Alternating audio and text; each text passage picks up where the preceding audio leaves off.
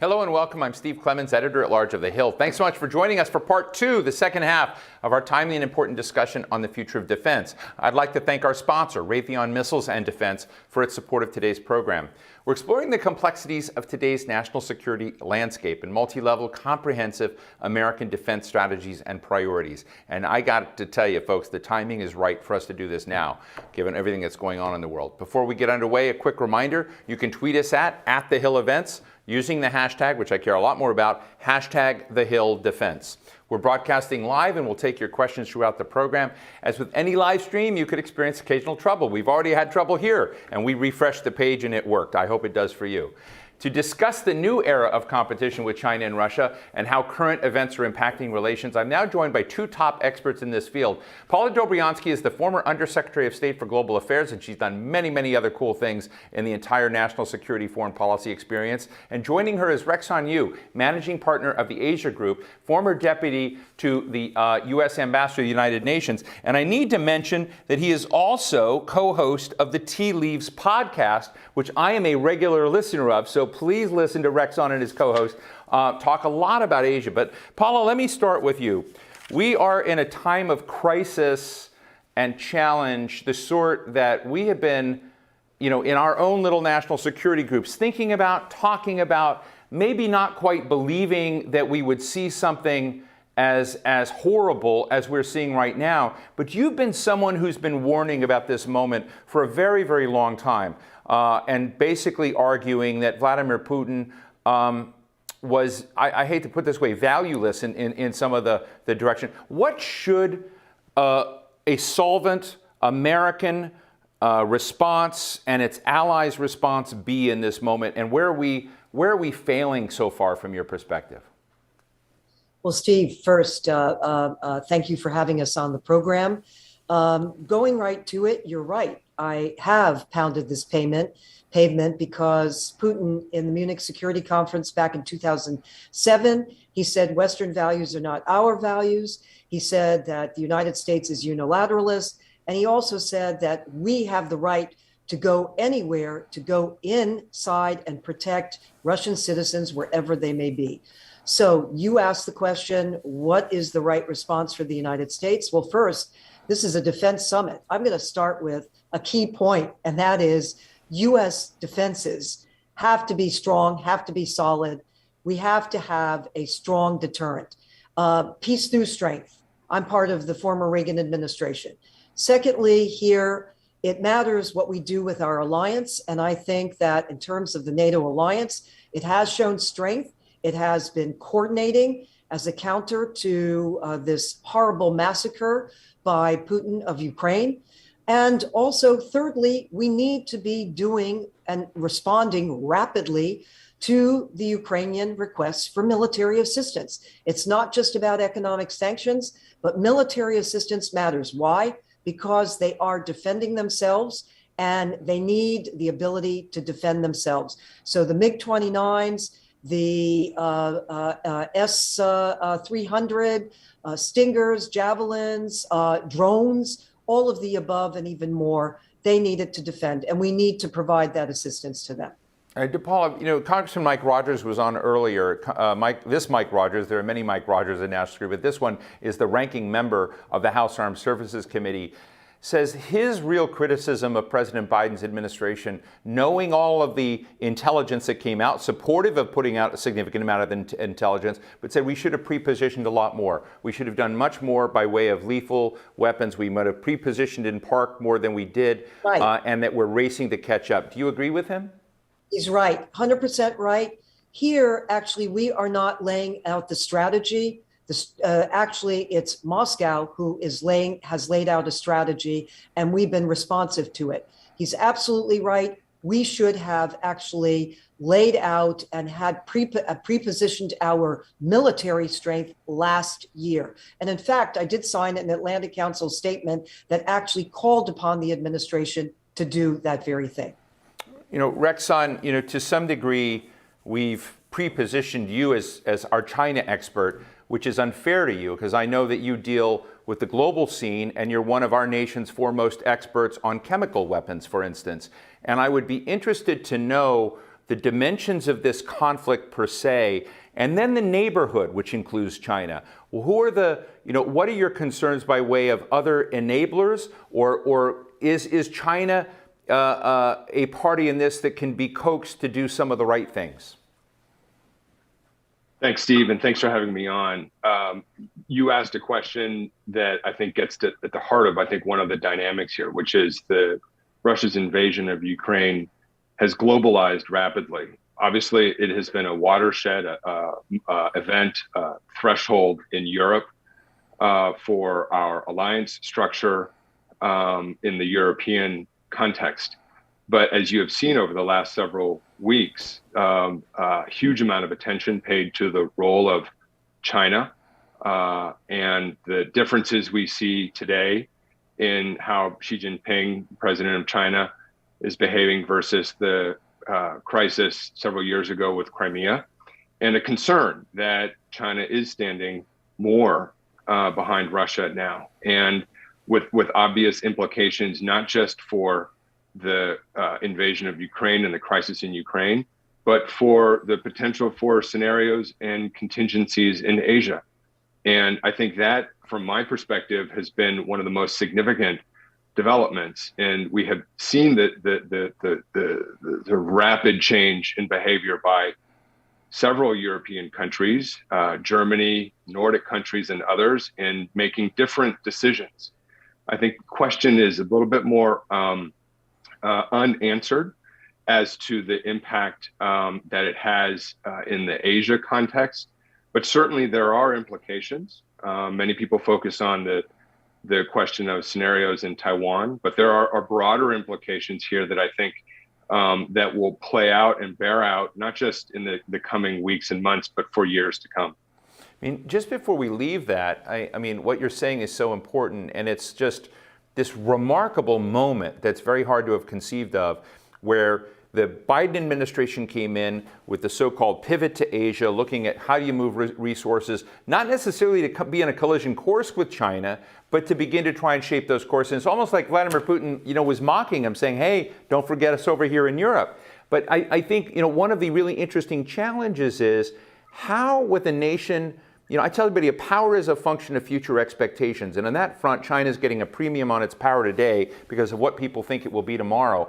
How do you kind of stop what Graham Allison has called the Thucydides trap, an inevitable war with China at this moment? As Paula was saying, it's so pivotal. So what are the dimensions of a really super smart strategy to keep China on the right side of things, even though it's very clear we don't share a value system with them?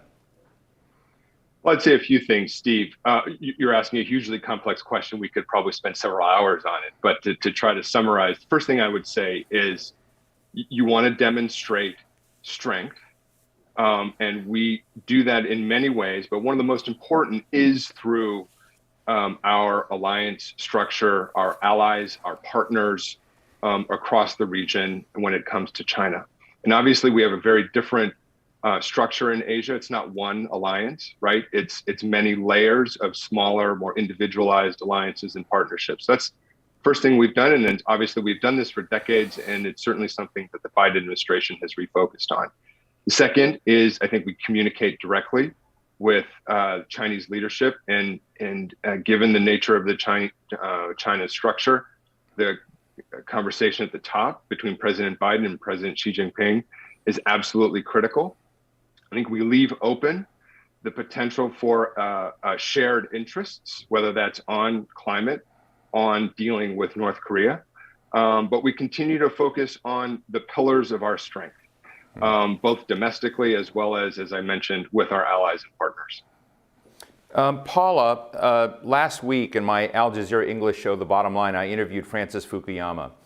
And Fukuyama made a very compelling point. He said, there's a new generation of Americans who don't remember the Cold War, that don't remember living on a knife edge. They don't remember the nuclear era. They don't remember the generation of people who fought so hard in World War II to defend Western values, et cetera.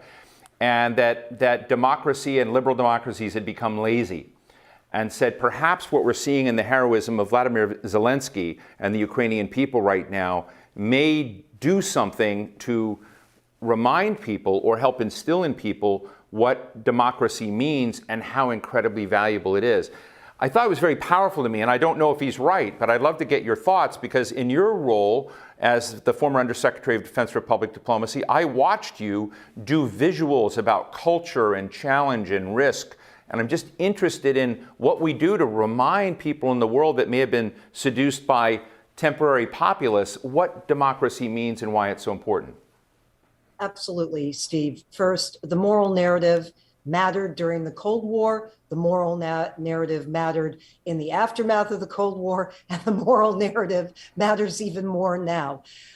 Certainly, I think that Volodymyr Zelensky actually has spoken quite eloquently to the issue of the importance of freedom, what it means. We're seeing it playing out on the ground, and how literally the sovereignty, territorial integrity of Ukraine, in which it had been ensured through the 1994 Budapest Memorandum, is being totally abrogated, totally revoked.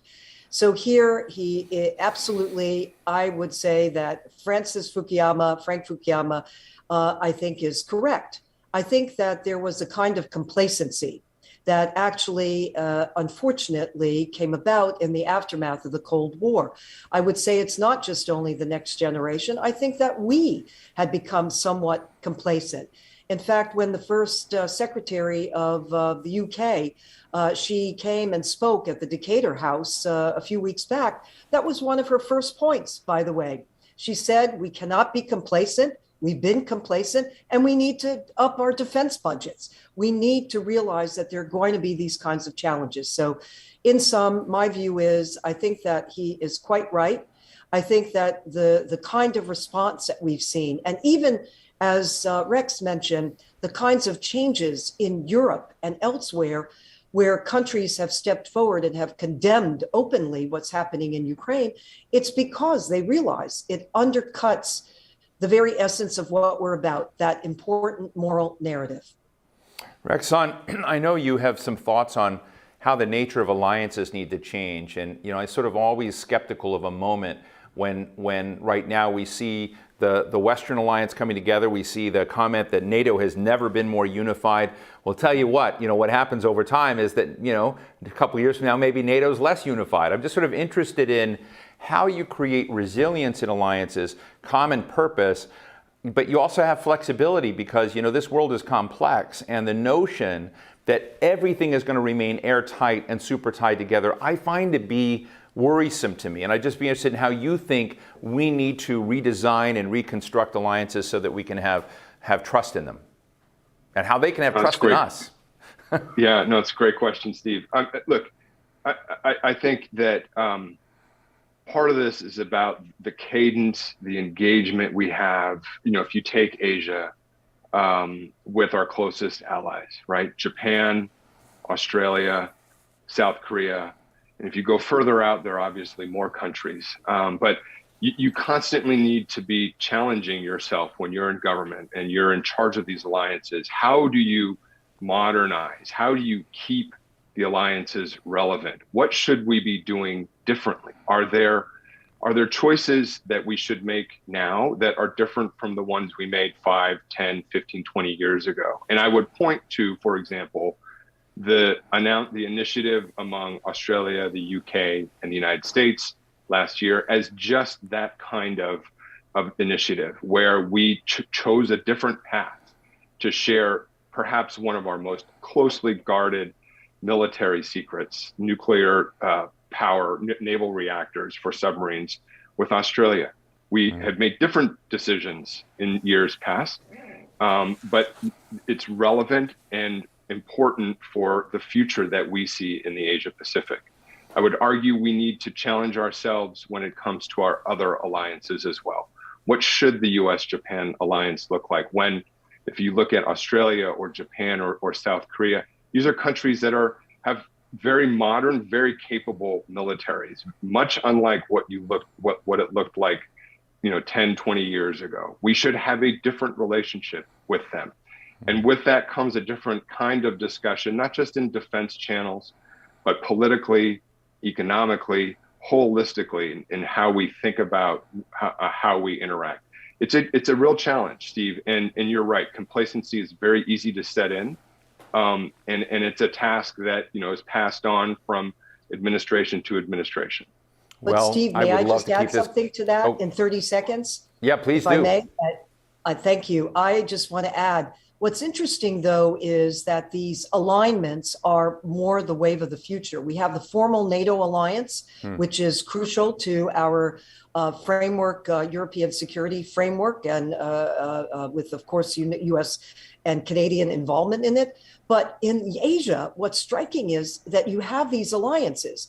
Rex mentioned one. There's, of course, the Quad, the Quadrilateral Security Dialogue, the US, the India, Australia, and India. And then Right. you also have India, Indonesia, and Australia. And then you also have the US, Japan, and Australia. There are quite a few alignments that are around a number of key issues. And why I bring it forward is because in Asia, you don't have a NATO alliance like we have in the context Right. of the European security architecture. But it has really made a difference, and it's agile, and it also has had a very focused. I think this is significant in Right. looking at new trends relative to defense and security. Look, I just can't thank you both enough for sharing your candid thoughts on where we're at. We're going to carry this conversation on with House Armed Services Chairman Adam Smith and then former Defense Secretary Robert Gates. Really, really appreciate my good friends Paula Dobriansky, the former Undersecretary of State for Global Affairs, and Rex Anu, Managing Partner of the Asia Group, former Deputy of the U.S. Ambassador to the United Nations. Done a lot of different jobs in this, and really happy to have you both on this great program today. Thank you very much. Thank you. Thank you, Steve. To continue our discussion of some of the most urgent threats to our national security, I'm now joined by Congressman Adam Smith from Washington, who chairs the Armed Services Committee in the House of Representatives. It's always great to talk to you, Congressman Smith.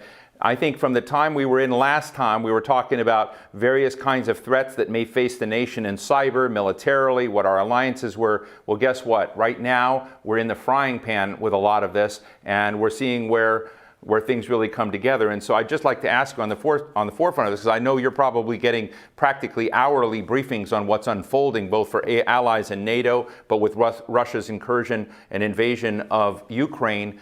Let me just ask you, where are you heartened and where are you worried? Yeah, I don't tend to think of the world in those terms. I can tell you where we are. Okay. My own personal mood notwithstanding. I think that in Ukraine, clearly the Russians have failed in their initial objective. And that's a positive thing. I think Putin definitely has outsized ambitions. If he had rolled into Ukraine the way he anticipated, knocking out the government in a few days and essentially annexing Ukraine, he'd be looking on to the next thing. To what he could do to further bring back the old Soviet Union. So certainly the capability of the Russian military and the entire Russian operation has proven to be far less than most people thought it was. Ukraine is putting up a fight. Obviously, the greatest tragedy is the humanitarian crisis going on in Ukraine. The price of stopping the Russians and the price of their invasion is overwhelming, and we see it every day. We need to get as much help as possible to Ukraine to help them win this fight, because the only way this ends is to make it clear to Putin that he cannot take Ukrainian territory by force, that he will be pushed back, and that Ukrainian will remain an independent, sovereign nation. We have to help them in that. I think the great overarching threat is that, Putin sort of went back 80 years in doing this invasion. And what does that mean for the globe? What does that mean for how China looks at Taiwan? What does that mean for anything that Russia would do in the future? It definitely heightens the necessity for an adequate deterrent to stop autocratic, violent nations like Russia and potentially China from acting. And how do we do that? How do we work with partners? It's a huge challenge. So certainly, the good news is that Russia is not as strong and powerful as they thought they were. The bad news is they've started a war, and where it leads is hard to predict and incredibly dangerous. So, Mr. Chairman, one of the things that's very different in terms of the U.S. playbook in this is how we dealt with intelligence regarding what Putin's likely actions were, and that we declassified significant portions of that intelligence and put it out there. One of the problems, frankly, I've gone back to go back and read in real time how the Europeans were looking at that. Much of the European leadership didn't believe our intelligence and thought we were trigger happy, thought we were basically not in fact telling the truth, and thought Putin wouldn't do it. I'd just be interested in your insights on this element and whether, because I sort of applaud what happened on the intelligence front, but at the same time, I'm wondering if that's practicable in other cases and what it means for our allies in terms of intelligence sharing and revelation. Well, in terms of that, it depends on the circumstances. In this case, I think clearly we had an interest in trying to expose what Putin was doing, because Putin hoped to do this the same way he did Crimea. Sneak in, put the facts on the ground, and then force people to accept them. So we wanted to make it clear up front what was going on to get people prepared. But I think the really interesting part about it is that cliche referred to as a failure of imagination. It's been so long. I mean, so much work has been done in Europe to create a peaceful continent, that what Putin did was unimaginable, because most of us have never lived to experience such a thing. And yes, European leadership, was blind to that aspect of the threat. And that's why I come back to what I said at the end of the answer to the last question.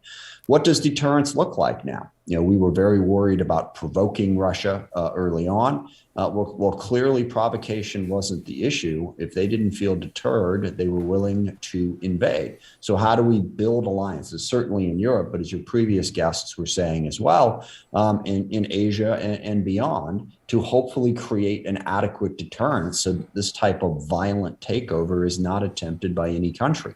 I think that's really what it tells us by the fact that the Europeans flat couldn't believe this. And the day before the invasion, I was talking to a senior government official, was on the phone with the ambassador, and was talking, okay, this is what's coming, be ready. And they were like, oh, you still think that? You guys are overhyping this. And then 12 hours later, boom, it happened. So I think it's a wake-up call for a lot of people. Yeah, maybe next time around there'll be a different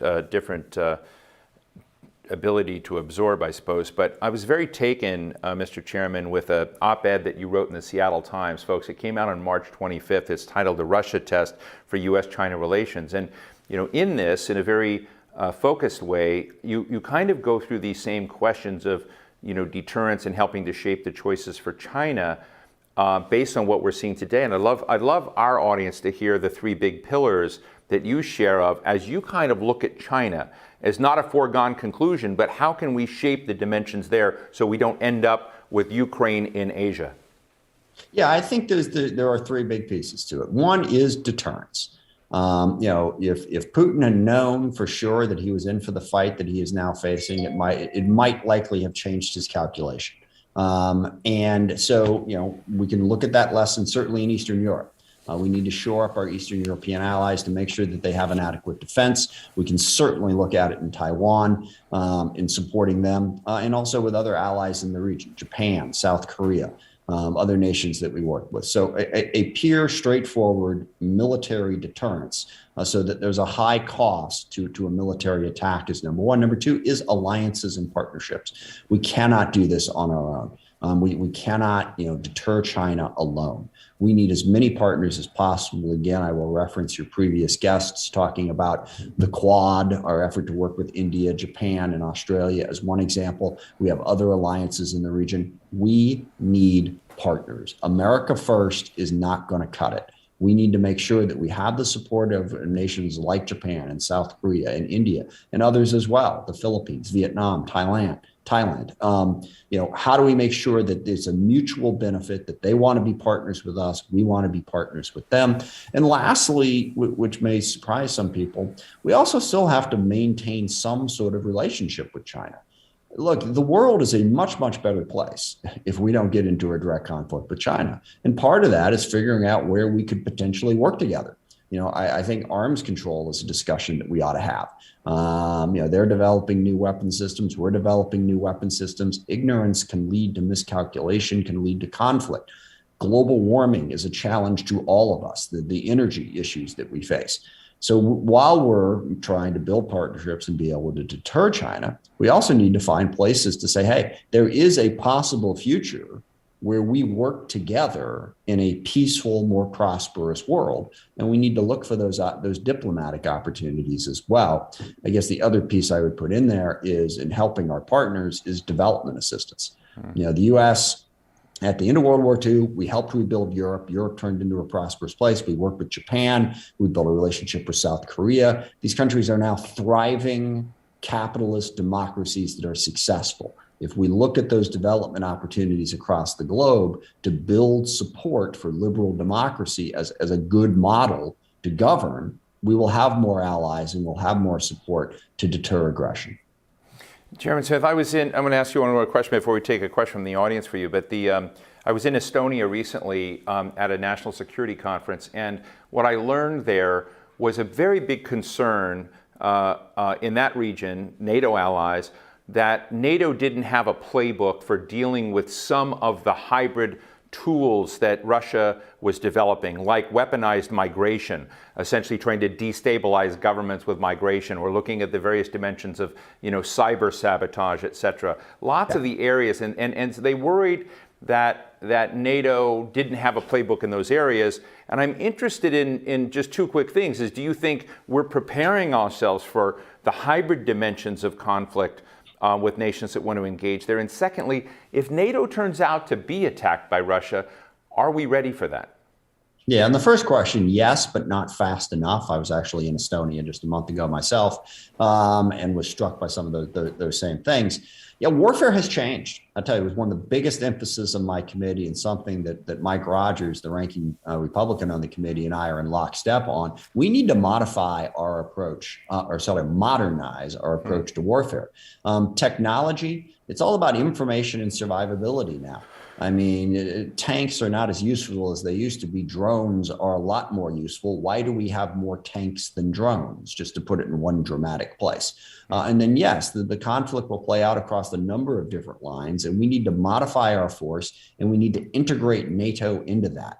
Now that Germany and some others are stepping up and spending more, how can we make sure that our collective force is maximally effective in this era?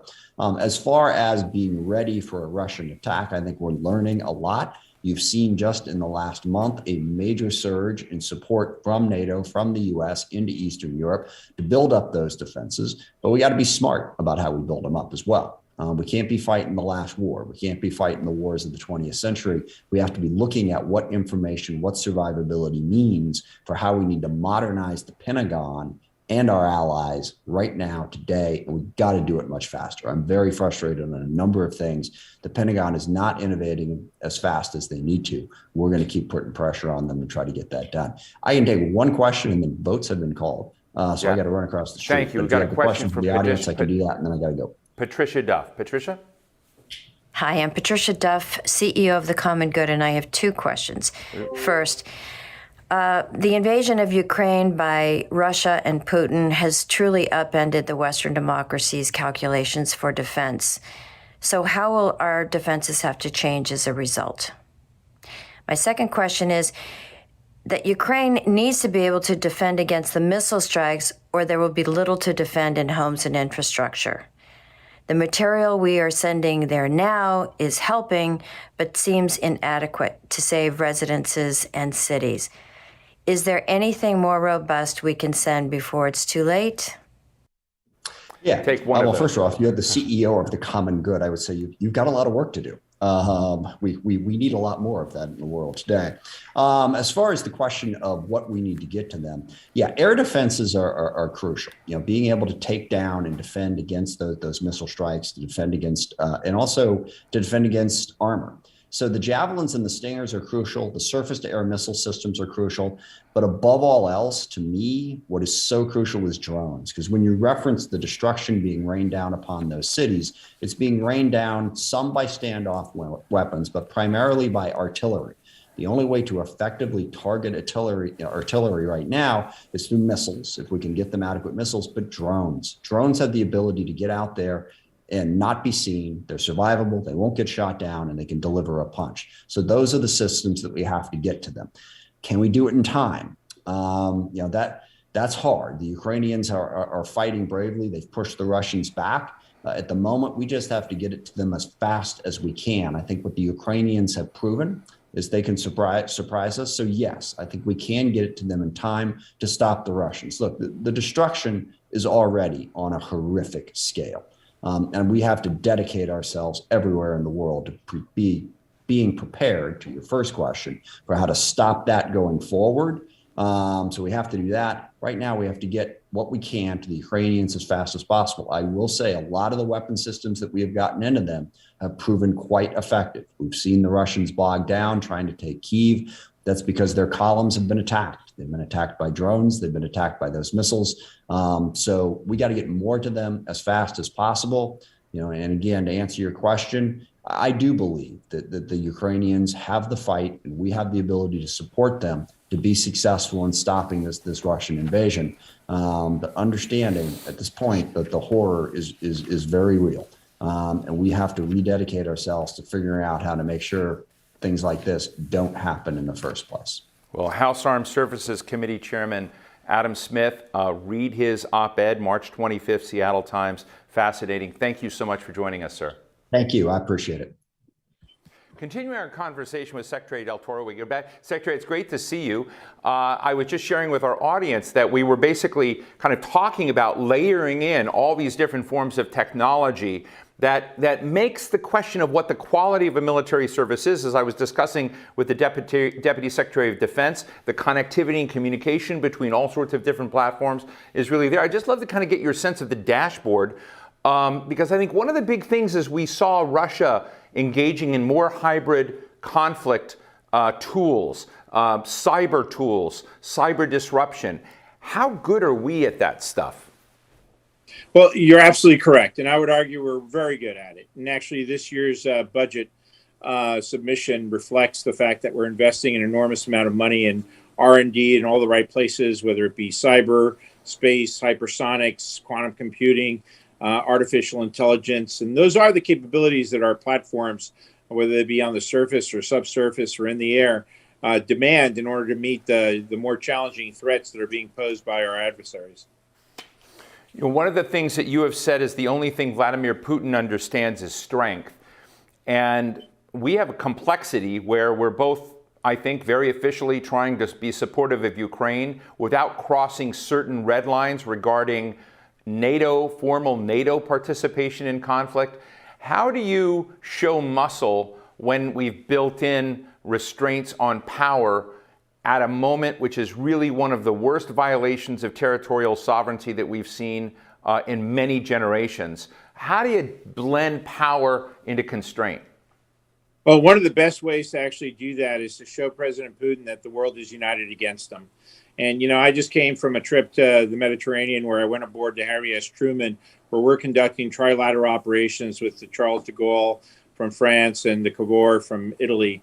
And it's this combination of nations working together and actually providing that deterrence to President Putin in every possible way, whether it be at sea or whether it be ashore in Eastern Europe with our NATO partners in Poland, Romania, and other places, Germany and Spain and France and England, all working together to basically show President Putin that he has no allies and friends, and that he really does need to come to a more diplomatic solution and coming to a closure on the situation in Ukraine. Another dimension that's unfortunately, come up in this conflict is, Russia's nuclear posture, our nuclear posture. I mean, I started out in my career, folks, as a young Randite, as someone who worked at the Rand Corporation at what was then called the Rand Soviet Center. Now the Soviet Union is gone, but Russia is still here and has nukes. But there's a generation of people, there's been a lot of time, since we've had lots of arms control types, and that we people that were, real experts in all the dimensions of nuclear power and warfare. But you are a steward of a significant portion of America's nuclear deterrent. I'd just be interested in how that is working out right now when we have someone flirting with talking about nuclear weapons. Is that one of your up at night issues? It is. It's critically important, and our Navy and our nation is actually making major investments in the modernization of our nuclear triad, particularly the portion at sea, where we're investing in Columbia-class SSBNs and modernizing our weapon systems as needed to demonstrate that to Putin and others that we do have a real capability and that we should avoid discussions of actually using nuclear weapons. We want to try to resolve this conflict in a peaceful way. You know, we're getting right to the end of this. I want to ask you, not a facetious question, but an important one. I knew and was at the Halifax International Security Summit with one of your predecessors, Secretary Richard Spencer, then Secretary of the Navy, and he was involved with a military court of justice issue involving a former Navy SEAL, and he talked about chain of command and instructions and authority, and made a comment at that moment that he didn't recognize a tweet as an order. He called me that night and he said on the record, well, Steve, I was wrong. A tweet turns out to have been an order. And he was like, oh, but it raises interesting questions about command and control authority, decision making, who the players are. And I'd just be interested, Mr. Secretary, since that time, that was not a trivial moment. And I'm just wondering, when it comes to presidential command and control, and it comes to the chain of command in the military and your role, et cetera, how wobbly are things? I don't know if that's if there's a better way to put it, but is a tweet a command as far as you're concerned? Well, the good news here, actually, Steve, is that neither President Biden or Secretary Austin nor myself have any confusion at all about what orders are issued. And I think all three of us try to avoid issuing any orders via tweeting. Well, fascinating conversation. Secretary Del Toro, I hope you'll come back. It's great to do this in two parts, but thank you so much for what you're doing and spending time and sharing your thoughts with us today. It's a pleasure to be here with your viewers, and thank you all for your support for the Department of the Navy, for our beloved Navy and Marine Corps. The sailors and the Marines that serve at sea really appreciate it. I should say you have 900,000 sailors and Marines, reservists, and civilian personnel under your care. So that's a very, very big job. So thank you so much, Mr. Secretary. It's a tremendous honor and a privilege to serve again. My next guest is James Clapper, who served as Director of National Intelligence for 7 years under President Barack Obama. In this role, he was America's top intelligence official and oversaw agencies including the CIA and the National Security Agency, the NSA. He joins me now to discuss the evolving role of intelligence in America's defense and how it's being utilized during Russia's invasion of Ukraine. Director Clapper, it's really great to see you again.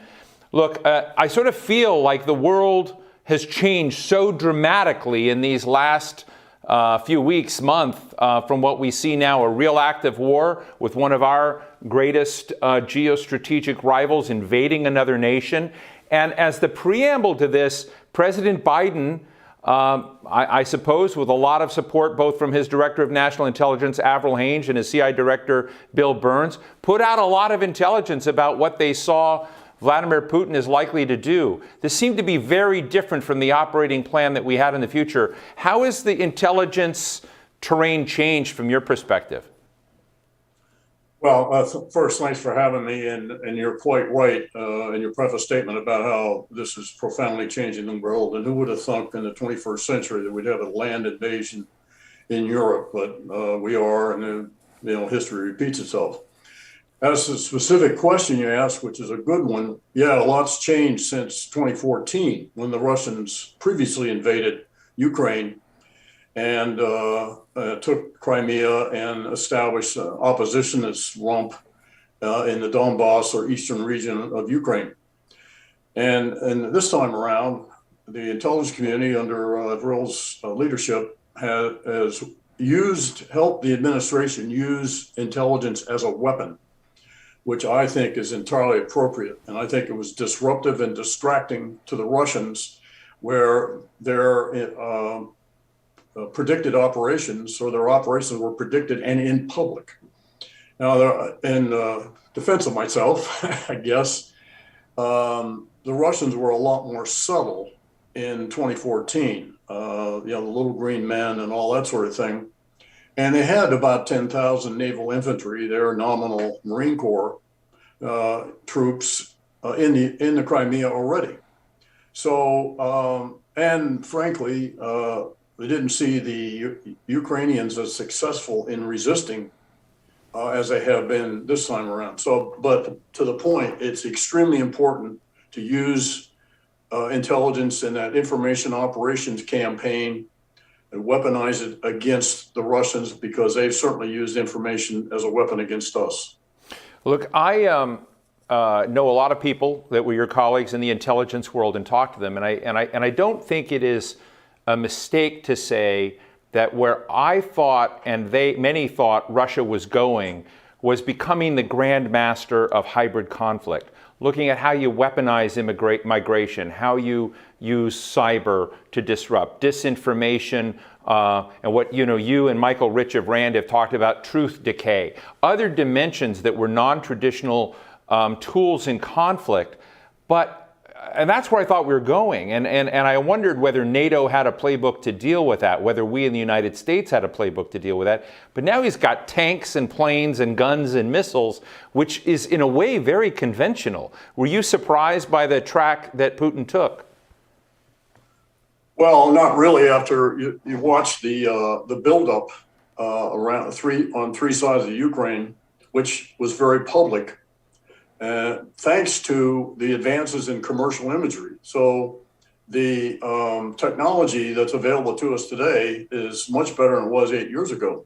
So it wasn't a surprise. In fact, it would have been a surprise had they not invaded Ukraine with that much of a force buildup, where they got maybe 70% of their conventional ground forces surrounding Ukraine on three sides. So no, it wasn't a surprise.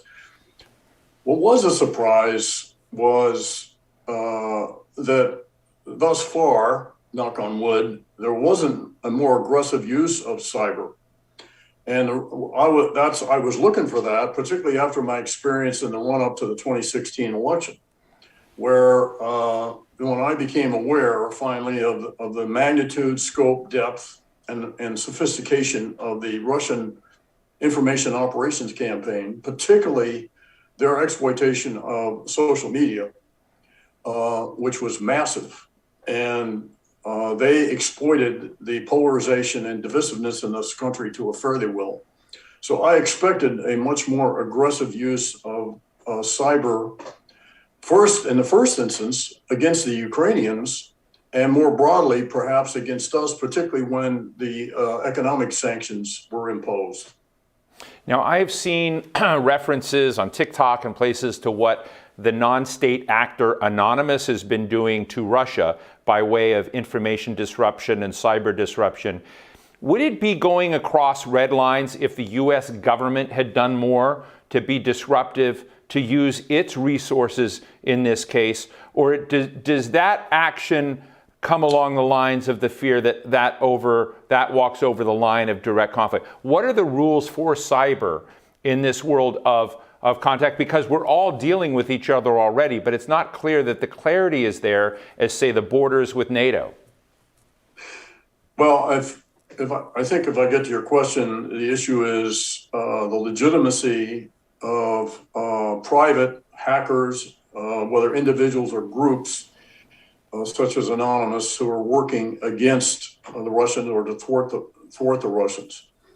I got mixed emotions about that. On the one hand, anything that disrupts the Russians is a good thing, but on the other hand, the thing you have to worry about in the cyber realm is unintended consequences.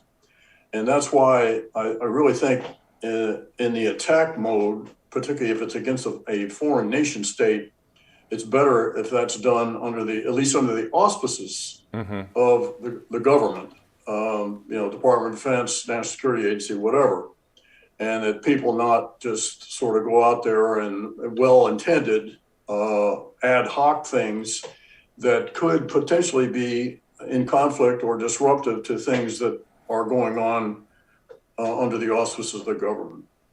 Do you think, that gets Jim, to your question? Yeah. And do you think we misread the resilience of Zelensky and of the Ukrainian defense system? I'm a cynic and maybe too much of some, but I've been totally impressed with the resilience, with the resolve, it's a very different story we saw there and say what we saw in Afghanistan, where President Biden thought there would be a lot more resilience, a lot more staying power, and got that wrong. And you look at Ukraine, and we all were kind of cynical, saying, well, they're not going to be able to handle Putin. I'd just be interested in whether or not we're reading the right signals in these places. Well, as as we used to say on the Hill, thanks for the question. I'm really glad you asked that because it raises actually a larger issue here about gauging will to fight.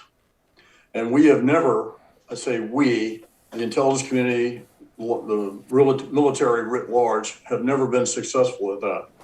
We didn't do it very well in my war, in quotes, Southeast Asia, where we profoundly underestimated the will to fight of the Viet Cong and the North Vietnamese and underestimated the will to fight of the Republic of Vietnam. Fast forward to Afghanistan. We underestimated the will to fight of the Taliban and overestimated profoundly the will to fight of the viability of the government and the will to fight of the Afghan military. In this particular case, we overestimated, I believe, the will to fight of the Russians and underestimated the will to fight of the Ukrainians. Well, why is that? Well, there's an old saw on intelligence about distinguishing between mysteries and secrets. The latter, secrets, are knowable empirical facts that by some way or other, if you had the technical option, you could learn, you could glean what those secrets are. Mysteries, a completely different category. These are unknowns. And the fact is, it is impossible, I would suggest, to gauge ahead of time, in advance, how well an individual soldier is going to fight or not, or how well a unit is going to fight or not. And that is a very tough task. So again, distinguishing between mysteries and secrets, and I, at the risk of sounding defensive, will tell you that I think sometimes the intelligence community is held to the same exacting standards for divining both mysteries and secrets. It's fascinating. I also want to ask you another important question. It really is about potential escalation and how we should be thinking about it and framing some very difficult scenarios. One is I talked to some senior Polish government officials, and they basically look at their future as one where they become what Pakistan was to Afghanistan, that they fuel, supply, train, and help give support to an ongoing insurgency in Ukraine. It's very interesting because Poland is a member of NATO, and one has to ask, what is Vladimir Putin going to do about that? And then secondly, as you've said in other comments, you worry a little bit about Putin's state of mind and his finger on the nuclear trigger. So I guess the question is one which is part psychological, but it's also part military. Is it if this continues, Francis Fukuyama told me the other day, this may be closer to collapse for the Russians than anyone knows, that they had packed dress uniforms in their material to march in Kiev as opposed to more supplies. And that if you look at that, there are real questions on what the solvency of support that the Russians have for what they send into Ukraine and whether they can maintain this. So I don't know which scenario is out there, but I do worry about someone who thought they were going to certainly win losing, and whether an escalation by an attack on a NATO country or playing with a nuclear weapon is something we should be worried about. Well, I think the thing to worry about is and you alluded to this in your question, is Putin. What exactly is his intent here? I think his intent, at least his initial intent, is to attempt to recreate the Soviet Empire. Although not in the Soviet tradition, historical tradition, I think he's more of a throwback to the czars, Catherine the Great or St. Peter or Peter, somebody like that. And so his vision, I think, extends beyond Ukraine. Now, the experience in Ukraine, where I'm sure the underperformance, the underwhelming performance of the Russian army, particularly, has come as a surprise. And so one thing I'm wondering about is how exhausted the Russian military is going to be before it would try to set out and another attack. One immediate country that comes to mind is Moldova, also not a NATO member. I think Poland has got an issue with the Kaliningrad region, which is a Russian enclave inside Poland, which I think the Russians don't find appealing. I'll put it that way. Right. So the question then is, as so far, what Putin has done is double down and have his army do apparently the only thing they're good at, which is bombarding cities, destroy and killing innocent people. That seems to be the only thing they're good at.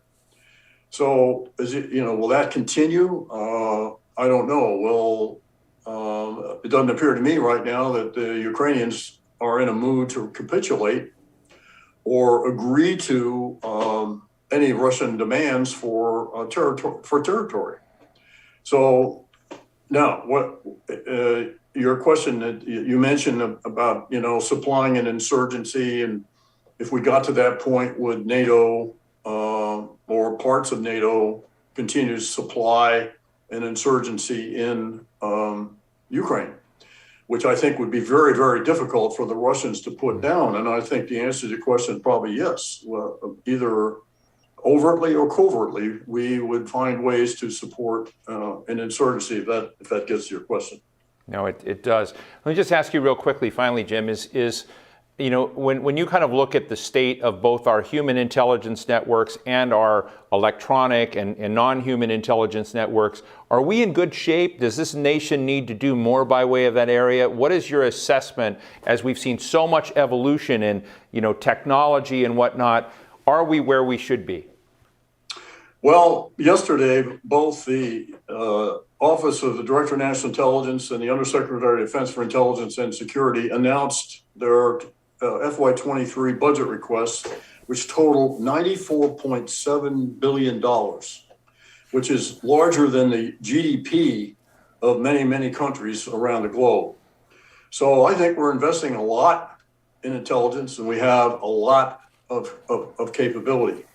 If you ask, if I were still in the government and you asked me, I never saw an intelligence capability I didn't like. So there's always the notion of, if I had more, I could do more.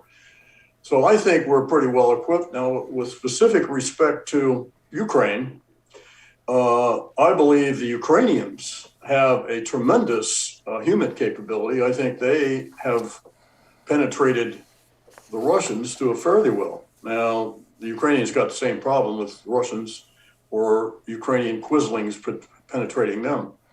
From a technical standpoint, I think the U.S. has tremendous capability, which, as far as I know, they have brought to bear.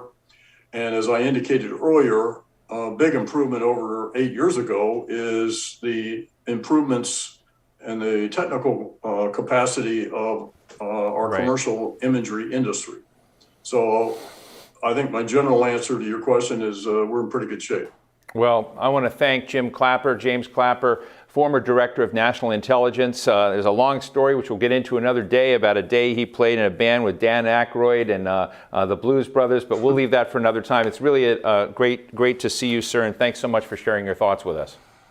Thanks for having me.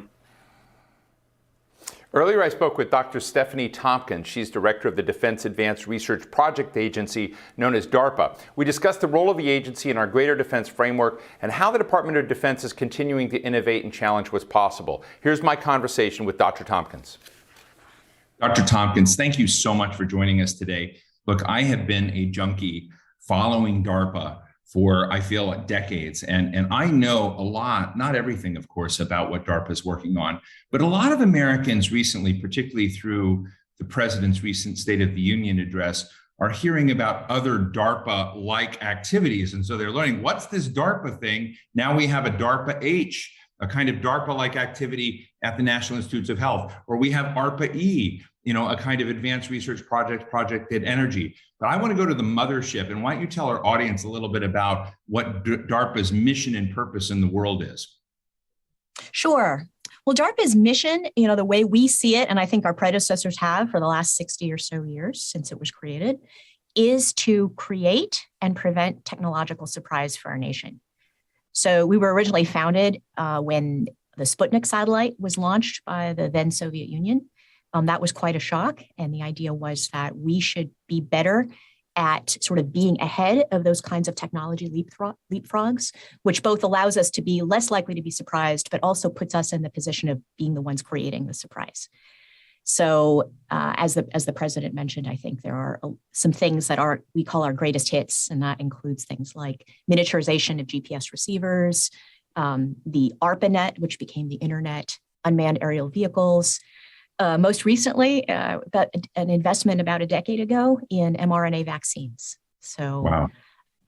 It's an amazing place that has sort of a special magical culture that allows these big breakthroughs to sort of be accelerated. So it's interesting that you mentioned Sputnik and the fact that, I was talking to Senator Manchin recently about the fact that Sputnik led to a backyard engineer that became a rocket scientist out of West Virginia. The whole nation was motivated around science. And I guess my question to you is, when I look at the National Science Foundation budget, which was wavering between $7 and $8 billion over the last few years, it doesn't sound like a big number to me. And when you kind of look at the broad investments that this nation is making in science, I'm wondering if it's robust enough, if we're wobbly. And I know you've written and spoken about this a bit. And I guess my point was, it's not just about China. It's just about whether or not our nation and the embrace of science and its possibilities is where it should be. It's a really good question. I suspect I can only give you, a part of the answer that comes from my perspective. What I see is that you have to think about the mix of investments. So if you look back historically, the bulk of S&T or science and technology investment in the country would have been done by the government. But nowadays, that's dwarfed by what's happening in the commercial world. So I think it may be less a question of quantity and more about the quality, where the government's role is to really focus on those types of things that the commercial industry would just not feel empowered to do. They're too risky. The breakthroughs and the payoff may be immense, but no one company or even an entire industry can take that type of risk. And so I don't know the right answer, and I don't think I can really answer your question as to whether there's enough funding or not. But I think that what we have to concentrate on is that quality side of it. And what we do is de-risk and take the technology excuse off the table for the rest of the S&T community to run with it. Let me ask you a question. It's interesting that you're embedded in the Defense Department and you're thinking about these next generation threats. You have to make bets today on where we're going and what needs to be developed. And my experience, knowing the geniuses of technological advancement on occasion, is that a disruptive mind is an unruly person oftentimes. And that when you have a culture, which is very much about regimentation, it's about a kind of classic performance, hierarchical organization. I want to give our audience an understanding of how DARPA is actually different than the way much of the military runs, because you wouldn't be able to keep these disruptive minds there. So how do you capture and retain brilliant people who are often complicated? Well, we are very flat. We don't have a big bureaucratic organization, and we have the ability at almost every level in DARPA to make decisions really quickly.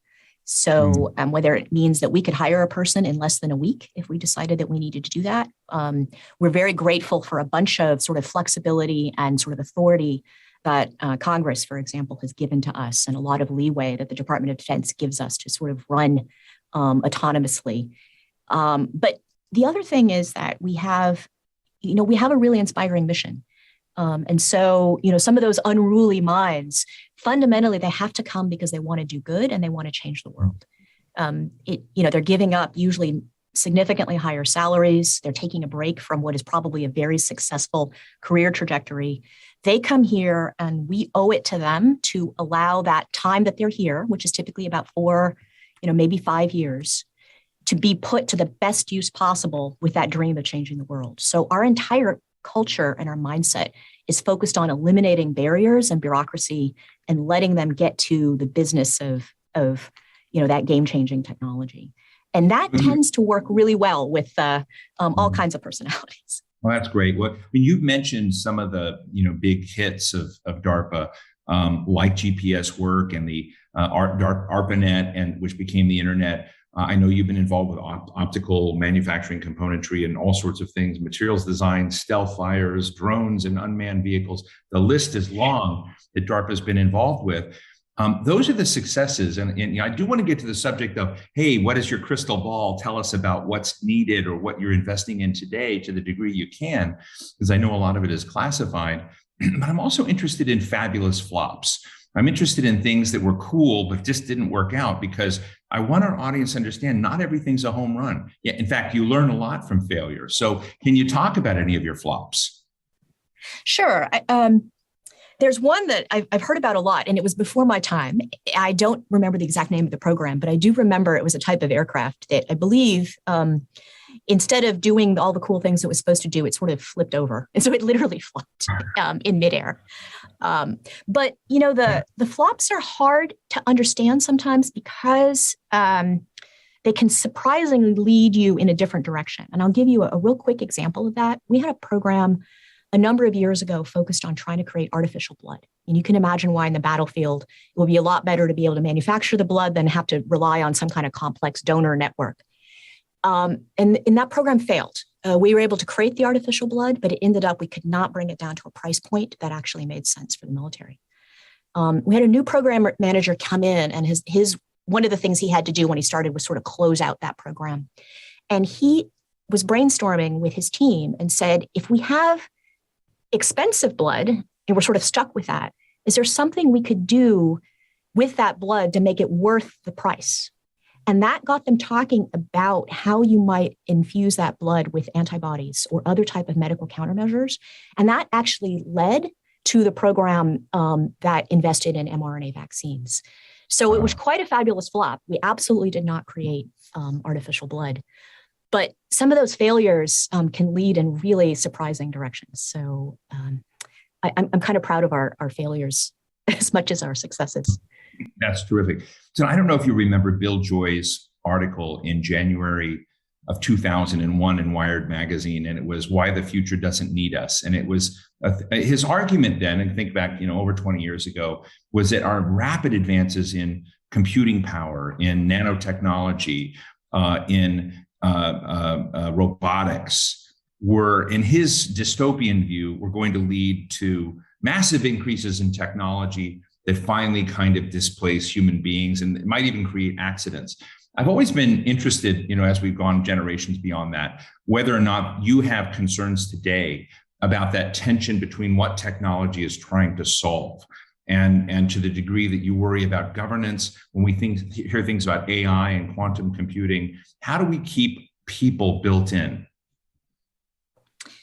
Oh, it's a wonderful question. And I will tell you, I certainly don't have, a definitive answer. And these are things I and I think all of my colleagues lose sleep over, but I think it's good that we lose sleep. We don't, we're not the type of people who will say we develop and other people figure out what to do with it. We spend a lot of time thinking about what we call ethical, legal, and societal implications. It's the DoD, so we have an acronym. It's ELSI, ELSI.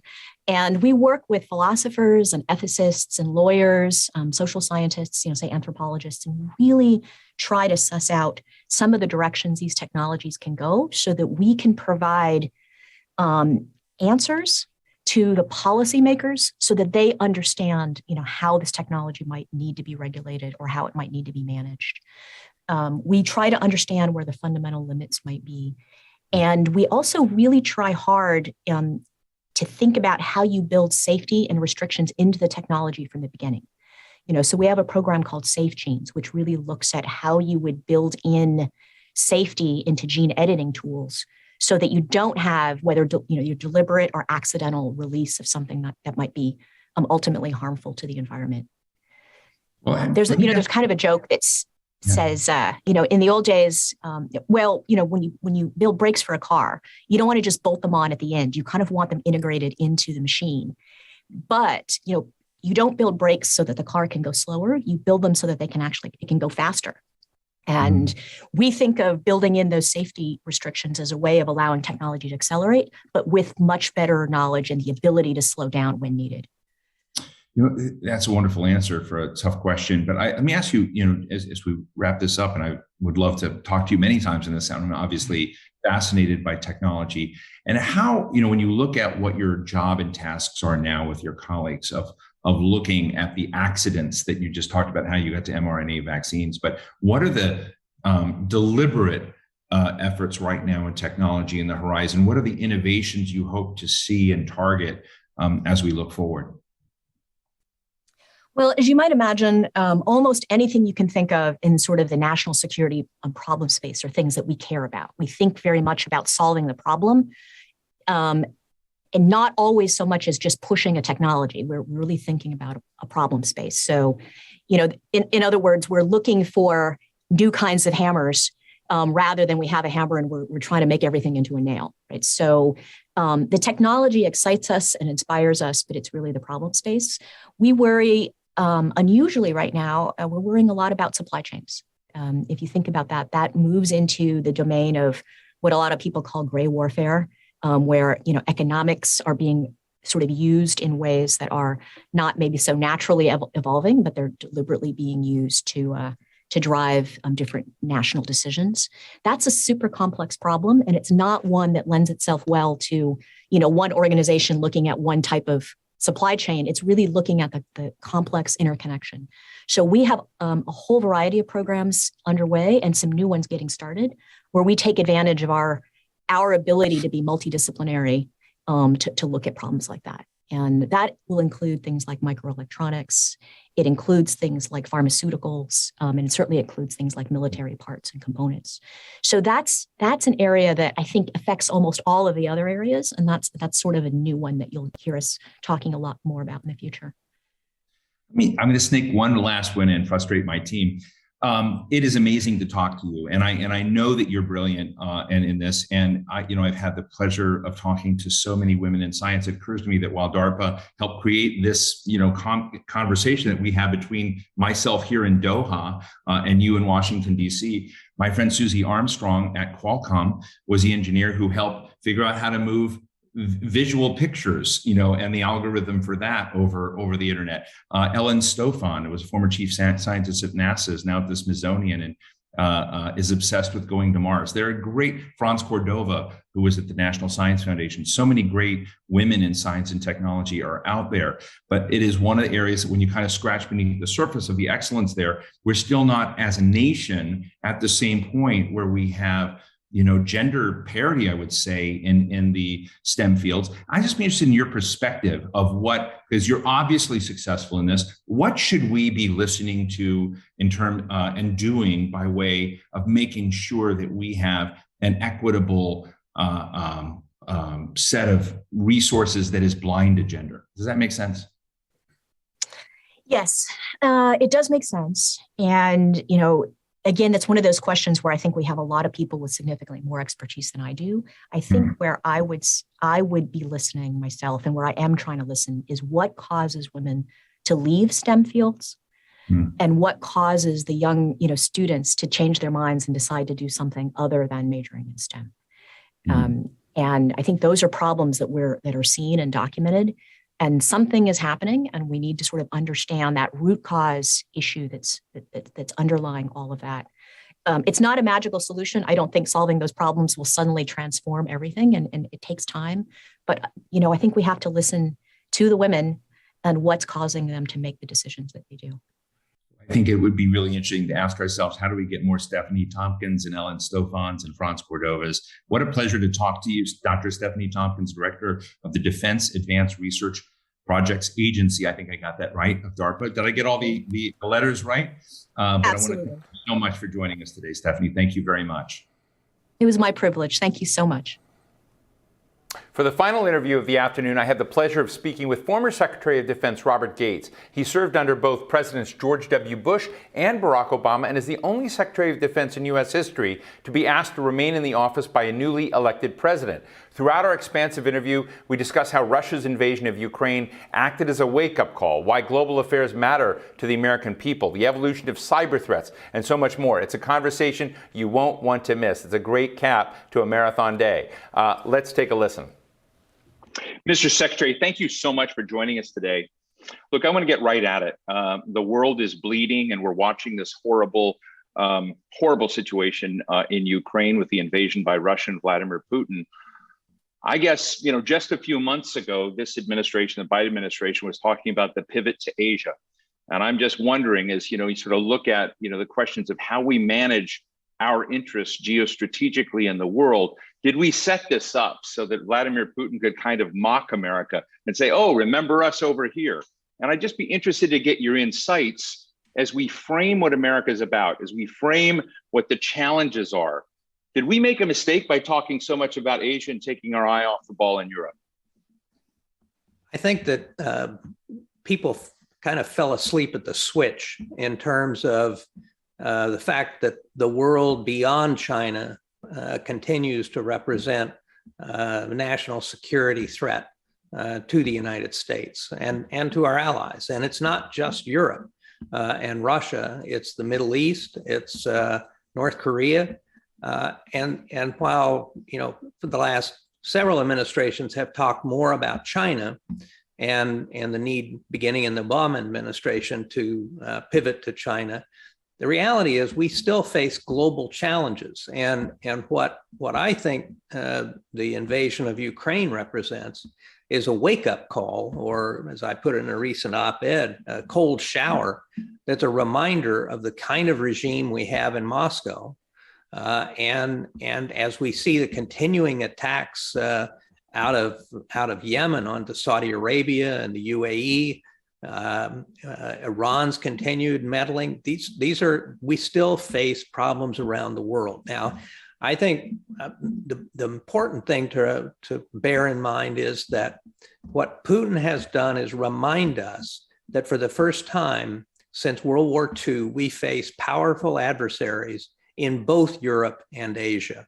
So we can't just have an Asia strategy, a China strategy. We have to have a global strategy in terms of the role of the United States around the world. And we have to have the capacity to deal with a world in which we have that kind of powerful adversaries. So I think while China is truly a long-term challenge in my view, because you've had multiple leaders really beginning with Deng Xiaoping, who have wanted to see China grow and become more powerful and economically richer as a way of competing with the United States and reasserting their role in the world as a great power. I hope that we may have a one-man problem in Putin, that we might see a different kind of Russia after Putin, and particularly after the catastrophe that he's led the country into at this point. Well, I think it's a very interesting point. And I would tell our viewers that you had a very powerful and thoughtful op-ed in the Washington Post that said, Dmitry Medvedev was a very different kind of guy. You're not predicting that that's necessarily what may come after Putin. But you said very clearly the case with China is different, that the grooves of leadership, whether it's Xi Jinping or his successors eventually, that the groove of China is a different kind of long-term challenge to the United States. What were the distinctions you were trying to make there? Well, first of all, that China does remain the primary long-term challenge to the United States. I think Russia will be a serious challenge to the United States, primarily as long as Putin is there. There is at least some hope that once he passes from the scene, that his successor or that person's successor, there may be some kind of intermediate regime of some kind, but we can anticipate the possibility, at least, of Russia taking a very different turn post-Putin and wanting to reintegrate with the West, wanting to diversify its economy and so on. Because you really have just this last 20 years of Putin as an adversary, if you will, whereas you've got, as you suggested, multiple Chinese leaders, really all the way from Deng Xiaoping to the present, who have essentially followed the same strategy. Now, what was characteristic of Deng Xiaoping and his successors up to Xi was a willingness to take a less openly adversarial role with the U.S. and the West, a less wolf warrior diplomatic approach, if you will, to use their term. and as Dung would put it, to hide their strength and bide their time. She's decided it's time to stop hiding and biding and time to come out and basically aggressively assert what his predecessors were building toward. And I think that his successors will probably, they may change tactics and be a little less aggressive or assertive, but China, I think, is a long-term rival. But we can't just have a strategy that focuses on China. These other challenges are very real, as the Ukrainians will tell us, and as our allies, the UAE and Saudi Arabia will tell us. So we need a global strategy, and because it's a global strategy, we need to look at our instruments of national security, both military and non-military, in a different way.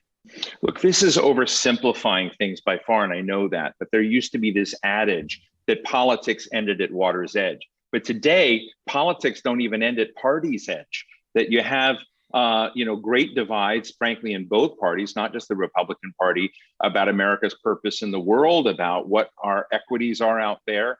And I guess my question to you as you look forward, what's not being communicated, or what counsel would you give President Biden on sort of making the case about why Ukraine matters, of why global engagement matters? I think a lot of Americans out there were frustrated and voted for President Trump because they sort of felt like they fought the Cold War and they felt like China won. They saw their jobs shipped off to different places. So how do you get back and kind of redo that grand deal for Americans who right now are ambivalent about our U.S. foreign policy? Well, I think I like to point out to people that Xi Jinping has done something that no other living person has done, and that is bring Republicans and Democrats together on the Hill. From the far left to the far right, they're all competing with each other to see who can be tougher on China. And Vladimir Putin now has done the same thing. So you find very hawkish views on the Hill across the political spectrum on both Russia and China. So this is a foundation of bipartisanship that actually the president has the potential to build on. And Franklin D. Roosevelt once said that the principal purpose of the statesman is to educate. And I think that what the administration needs to do, what the president needs to do, is devote more time to explaining to Americans why Ukraine matters, why the United States has to be engaged in the world. But he has to do it in terms that everyday Americans understand, why it affects their pocketbook, why it affects their daily lives. Look, the price of grain, the price of food is going up because 30% of the grain in the world, wheat and barley and so on, and corn comes out of Ukraine and Russia. So the price in your Kroger or in your supermarket is going to go up in no small part because of what's happening in Asia. The reason you're paying as much as you are at the gas pump in many respects is not just inflation. It has to do with the demand and expectations globally. President needs to explain these pocketbook issues about why these things matter, why developments in remote places around the world affect Americans and the role we have. And he has to explain how we can have a leadership role in the world without being the world policeman and without fighting long-term wars to try and change other countries. One of the things that you did when you were Secretary of Defense was highly unusual, and that was you were saying, please fund the State Department, please fund our diplomacy, please fund these other functions of diplomacy that Congress kept giving money to the Pentagon to do. In your article in the Post, you say we need to resurrect and refocus and repurpose the U.S. Agency for International Development, USAID, and the U.S. Information Agency, USIA, which got merged kind of into the State Department at one point. I'd love to hear more about that, because when you think about China and its place in the world, you hear about the Belt and Road Initiative. They've got a little, you got a bumper sticker for what they're doing. And I don't know whether many places in the world have the same sense of American presence in global affairs, even though I know we're there. But you're saying we need to kind of clean that act up. Can you tell us a little more? Well, these agencies, the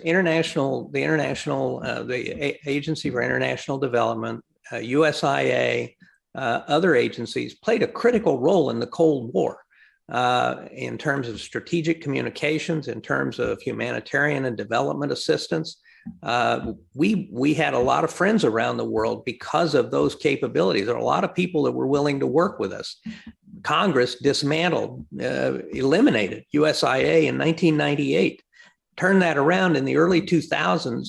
Hu Jintao, Xi Jinping's predecessor, invested $7 billion in building a strategic communications capability for China that now has global reach. Radio networks, television networks, educational institutions, Confucius Institutes, all these kinds of things. Chinese language newspapers all over the world are owned by the Chinese. So they have this very sophisticated, very large capability. And we basically crippled our capability in that arena. When I left the government in 1993, when I retired as CIA director, USIA had 16,000 employees deployed around the world in developing countries, incredibly dedicated people. 13 years later, when I came back into government, AID had 3,000 employees and they were all managing contractors. So, and now we have Belt and Road and the Chinese spending huge sums of money. Where is the new strategy for how do you compete with that? How do you incentivize? How do you get a public-private partnership that incentivizes our private sector, which is the only thing that has the capacity to begin to compete with the Chinese in this arena? How do we incentivize them into doing infrastructure projects in various places? And these things have real consequence. China is now the largest trading partner with virtually every country in Latin America. They have much greater trading relationships with most of the countries in Africa. They're building relationships throughout the Middle East. So this is about influence, but it's also about markets and trade. And we're losing out because we have these capabilities in diplomacy and international economic affairs, in development assistance, and so on. And that's the part of our government that played such an important role in the Cold War that we need to rebuild and fund adequately. You know, as Jim Mattis said when he was Secretary of Defense, if you don't fund the Defense Department, if you don't fund the State Department properly, I'm going to have to buy more ammunition. That's the heart of it. Well, let me ask you, I had an interview the other day with Francis Fukuyama. As you know, he started his career, as I did, at the Rand UCLA Soviet Center. You know, we were Soviet watchers back then. And then that business went out of business. There weren't a lot of people that were, the high priests of foreign policy, national security were all Soviet watchers. That went away. And he made an interesting point. He said, we have a generation, maybe even two, that have no experience with the real knife edge feeling of the Cold War, the sense of consequence and competition in the world, and that maybe this disaster in Ukraine will give people a visible and tangible understanding of what fighting for freedom, fighting for democracy feels like, and kind of instill in them why some of these issues in global engagement are important. I'd love to get your thoughts, because we have a lot of debates in this country right now about how far America should go. What makes us the NATO alliance solvent? What are lines we shouldn't cross? And we'd love to just get your counsel as we're in this key moment of, is America doing it right now? Are we being too timid? Are we sending the right signals? Well, I think that the policy that we're pursuing with respect to Ukraine right now is pretty much on the mark. I think I could make an argument on how we could have provided and should have provided more assistance to Ukraine earlier, more military assistance earlier. But I think that particularly since last fall, I think the administration's approach has been pretty much on target. I think the diplomacy has been inspired. The last time a president was able to assemble this kind of a cohesive alliance effort was George H.W. Bush in the first Gulf War. So I think the diplomacy has been successful. I think the amount of supplies going in to Ukraine is really pretty extraordinary at this point, and not just coming from the United States, but from all over Europe and elsewhere. And so I think it's hard to second guess what they're doing now. And I think that they're striking the right balance in terms of what we won't do. I think they should stop talking about what we won't do, but I think they made the right decision on the Polish MiGs. I think that there is real concern that Putin is going to use chemical weapons or might even use a tactical nuclear weapon. So I think that they're treading as carefully as they can while still providing a great deal of assistance to Ukraine. But there is a real threat out there, and you know, as people, particularly on the Hill, try to out-hawk each other, the president's got the responsibility for preventing a major war between the United States and Russia over Ukraine. So how do you balance supporting the Ukrainians in every way we can that makes sense while avoiding a war with Russia? And I think they're treading that path, threading that needle pretty well at this point. But I think that, again, I think that the only thing that I would say is missing is more conversation with the American people about why it matters and about why our leadership matters. And I think what this conflict has shown is it's demonstrated to everybody the value of the one asset we have that China does not have, and that is allies. And the fact that we can assemble so many countries in support of what we think is the right thing to do is pretty remarkable. You know, I'm taking this a little bit further, longer than I think my folks counted on, but I'm going to do it. You wrote The Commanders. You've been intimate with the people who were the great national security architects of America's interests in the world.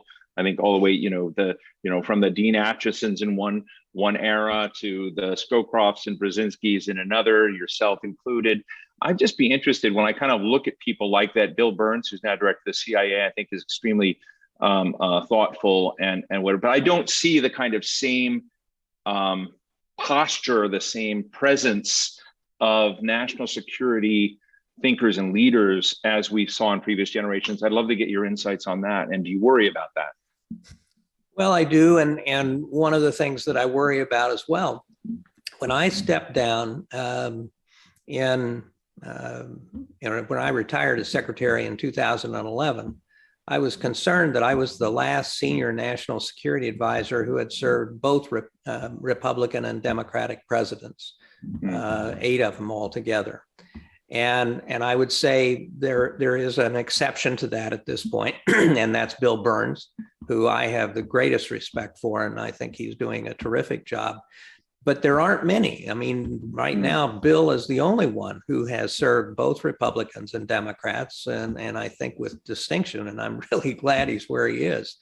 But it is a concern, and I worry that the environment in Washington is so poisonous that a lot of young people who might otherwise want to go into public service, go to work for the Defense Department or the State Department or CIA, are deterred from it for fear that they'll just get embroiled in all of the politics, and so you won't get that next generation coming up. But most of the people today, including those in senior positions, in national security have pretty much stayed in either a Republican silo or a Democratic silo, and in their careers. And the result is you don't have people who have the continuity of experience that can sit down at the table and say, this works and this doesn't work, and provide sort of a completely nonpartisan approach,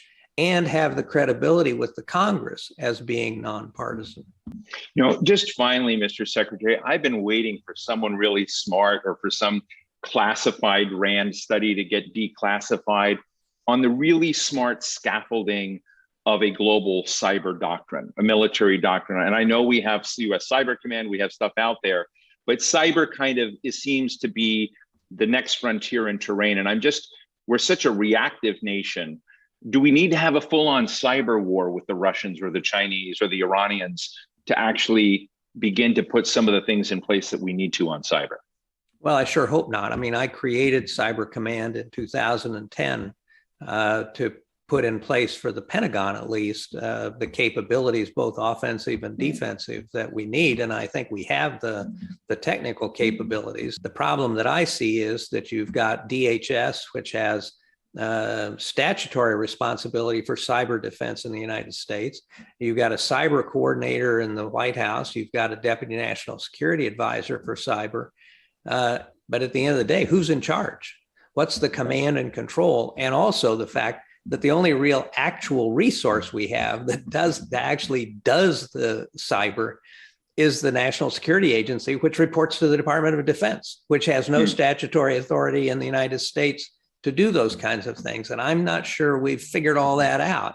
I think we have the technical capability. I'm pretty confident of that. But and I do applaud what the administration is doing in terms of trying to get the private sector more engaged in cyber defense and more engaged with the government. We've done that, I think, extremely well in the financial sector. That's probably the most secure of all of the infrastructure in the United States because they've been working together for a long time. But in other categories, it's really just getting underway. One last final one. I know that you and President Biden have not always been on the same page on foreign policy decisions, and you've written about that. And that's often the case with people who work together in this field. If the president reaches out to you, if he hasn't already, are you there to give counsel and advice to him in these tough times? Of course. I mean, anytime somebody back there in Washington, D.C. Thinks I can be of help, I'm always happy to help. I think we all have that obligation. Well, Secretary Robert Gates, what a pleasure. I could talk to you all day, and I really appreciate you very much for this time and sharing us with as we think about the future of defense here at the Hill. Thank you. Thank you. Enjoyed it. Thanks again to Dr. Robert Gates for joining me. That was a great interview. That brings us to the end of our program. A very big thank you to Raytheon Missiles and Defense for its support and to all of you attendees for joining us for this discussion. For any of you who may have missed any of these conversations, video from the event will be up on our website shortly. I'm Steve Clemons. Be well.